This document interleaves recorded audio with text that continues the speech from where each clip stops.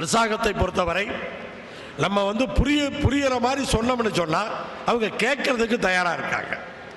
பல்வேறு விஷயங்கள் டிடிசிபி அப்ரூவல்ல இருந்து 3 கிச்சன்ல இருந்து என்ஓசி மேலே வேண்டான்னு சொல்லி அதுக்கு பர்மிஷன் வாங்கினது. காலங்காலமாக நமக்கு என்ன பிரச்சனை இருக்குன்னா அந்த பேரப்பட்டவாள் பிரச்சனை.